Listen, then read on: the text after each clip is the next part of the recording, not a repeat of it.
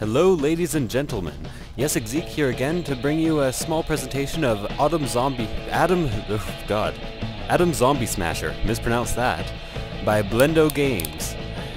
Now, just reading the bottom here, this is by Blendo Games, and it is a high-fidelity tactical simulation program featuring super video graphic array and music by the Volcanics and Benny Hammond. And I do actually really enjoy the music, even just on this intro screen. You can hear it's pretty rockin'. So, I'm going to go and start a new campaign for you guys and just give you a general rundown of how this works. The reason I'm reviewing this, which is an older game, is because I thought it was on sale on the Steam store, and I thought there might be some renewed interest in it and some people who want to know about it. So I think it's currently on sale for $4 at the Steam store, or $3.95, something around there. And as you can see, there's a bunch of different goodies here, modifiers you can put on, like fully stocked goodies from the get-go to begin with all mercs and special abilities, party wagon, carry extra mercs. So I'm just going to go with just a very, very short campaign and see what happens. Last time I played this game, I did not do all that well, but I got the general gist of how it works.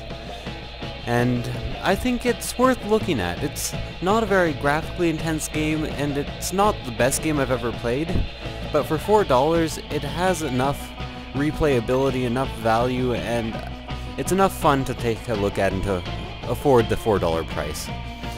If you have $5 to spend, on the other hand, I highly recommend going to play Binding of Isaac, which is a great game, and really, really messed up. It has lots of abortion themes and Christian overtones, and I'm not sure, I think it's very much against Christianity. I don't really know though. Go check it out. Well, I do know. Go check it out, it's a lot of fun. If you want to watch Northern Lion, he's done a Let's Play series on it that is about 130 episodes long, each episode being 40 minutes. So, as you can see, the Zed have infested one area, and the Zed are the zombies in here. And right now, we have absolutely nothing. We're completely new in this game. All we can do is place our helicopter and hope to pick up as many people as possible. So I find the best way to do this is to look at the population. Like, you can see all those little yellow dots there, they're the population. And place the helicopter at an intersection where there is a lot of population all around. So, ideally a four-way intersection with lots of population, but I think this three-way might get me more immediate rescues. So I'm just going to click done here, and we will watch the first video play out. So, as you can see, we honk our horn. I guess our helicopter has a horn, and people start loading up really fast, because I've put them in what I think of as a perfect place. And I think the maximum capacity of your helicopter is 30, yes, and it flies away. So as you can see, we have some little information here about the evacuation. I will not read all this history, but they put a lot of work into it, I can tell, and there's a lot of backstory that you keep unlocking throughout the game. So I'll just click done there. As you continue to play the game, you unlock different mercenaries and different rewards for rescuing a certain amount of people, and you and the Zed have basically a score attack competition.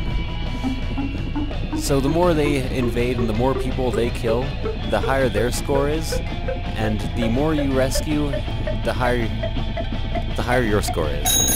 And as you unlock different areas, you get new types of mercenaries. So far I've seen snipers, which you place on a rooftop and they cover a certain amount of ground and can shoot a certain amount of the road. And I've gotten Zed bait, which baits them all to a certain area, and artillery guns, which has a reload timer, and you can just click and fire whenever it's ready. As you can tell, LZ is hot. So this level's almost done here. I'm going to try to position my helicopter somewhere where people can actually get to it, pick up the last few remnants. See, I rescued 77 out of 10 people there, so I think I've done a fairly good job. Yeah. So, as you can tell, every one of your mercenaries levels up over time, and I rescued 77 out of 100, so I've earned 77 out of 125 experience to level up. Once you level up, there's upgrades available, and this game I'm actually doing better than the Z. Last game I was doing much worse. I was about 100 points behind. So I'm just going to continue here and show you the mercenary I get. So this time I started out getting the artillery. There must be quite an aspect of randomization, because last time I started out with the snipers. I think this is a much better start because I did not find the artillery that good to be going on with.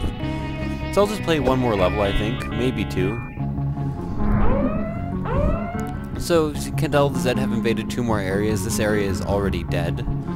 So basically it's the you do the whole campaign map, and whoever gets to the score limit by the end, or whoever has the most points by the end of the campaign map wins. So I'll just fly over to area 1 here. So as you can tell, the highest population density I would say is around here. This 4-way stop will allow the most people to get to me. You also want to place it as far away from the Z as possible, because the people will be running away anyways, being pushed away by the Z. And here's our artillery there. It has a hotkey 2, so every time it recharges you can just press 2 and then fire away with a right click. Oh, I have to place the artillery, I forgot about that. The artillery cannot fire around itself. It can fire anywhere else on the map though. So now I'm done. So, as the waves release, you'll notice people start running away and slowly heading towards me. And I honk my giant truck horn, which I've installed on my bus, and there we go. So I'm just going to fire at an intersection right here. As you might guess, this artillery gun levels up as it kills things. It takes a little while to fire though. There we go. It's in the process of reloading. So basically all I can really do here is... oh, they're trapped. So as you can tell, this was a very short day. There's a little Aurora Australis, I guess, here, telling you that we have shorter daytimes right now. It's kind of like a weather condition. I might as well try to get some more experience. Hopefully this can fire off once before we get a game over. No, victory there. I still managed to rescue 57 people, so I think I've done fairly well here. As you can tell, I press here, upgrade available. I can either upgrade the arrival time of the chopper or the load time. So the game goes on and on like this. You get different classes, you get different units, and you interact with the map, ordering units around and positioning them.